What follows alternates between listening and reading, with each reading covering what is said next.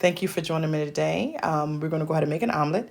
Take 10 slices of lightly cooked cured bacon, turkey bacon, slice it up into slices and set it aside. Go ahead and take your red tomato, make sure it's fresh, and go ahead and dice it on up. You can make bigger dices if you like the taste of tomato. Then go ahead and take your onion, and I would prefer you go ahead and dice the onion up into small dices to make sure it does not overpower the actual taste of your omelet.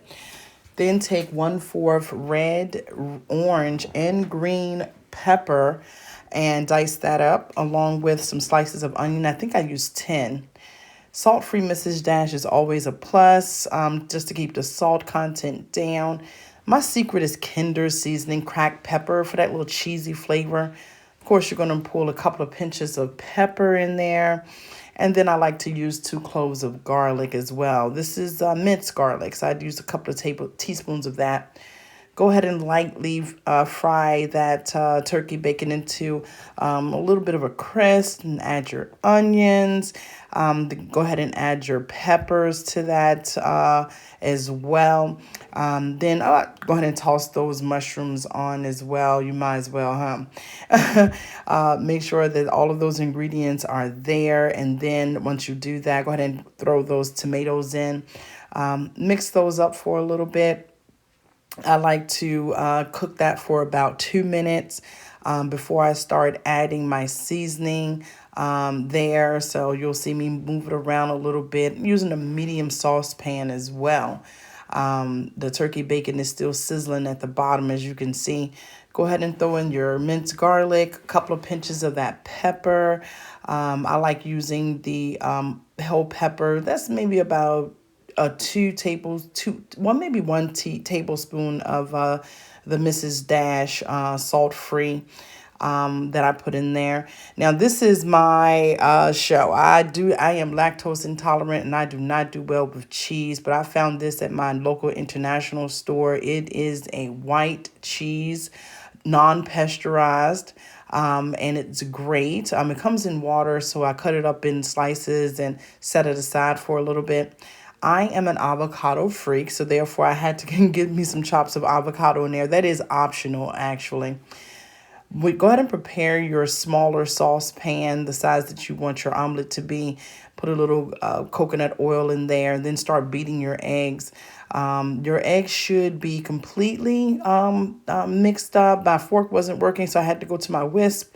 And I definitely got my egg white and yolk completely stirred up there. And once I did that, I went ahead and added just a small amount to the frying pan. Now you want to rotate this to see how thick. Some people really like their egg thick in their omelet. I kind of like mine medium, medium if you will. So I kind of rotated the pan maybe 3 times to see how thick I wanted it. I did not see that thickness that I wanted, so I added a little bit more egg to it. After that third rotation, I knew that I wasn't getting the consistency that I wanted.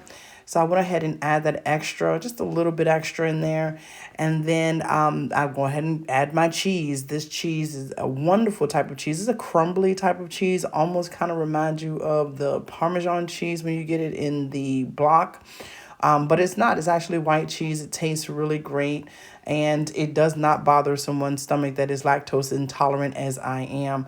I added the lid there for about a minute. Let it simmer for about a minute with the cheese. Kind of get the cheese a chance to get into that egg a little bit. Then I took about 1 cup of the veggies and poured it on the omelet evenly, just on one side, to kind of give it that option of getting warm there and to get that cheese mixed up in it. Put the top back on. Then I go to my edible garnishments. I like to have garnishments to make the plate look pretty, but I want it to be edible. So therefore, I got us some seeded grapes, non-GMO. When the seeds are there, that means they're non-GMO. So therefore, I have seeded grapes there. Cleaned them, dried them, and then I went back to my frying pan. Close my omelet up. It's looking great. Can't wait to take a bite. And then I go ahead and put my lid back on. This smells fabulous. So therefore I put my lid back on for about another minute. Then it should slide on off the pan with ease. Add my edible garnishment. Put me a non-fat bagel, just a half a non-fat bagel with a little cream cheese on it. My husband loves salsa on his Texas style omelet, so therefore I added a little Texas style, a little salsa on that omelet.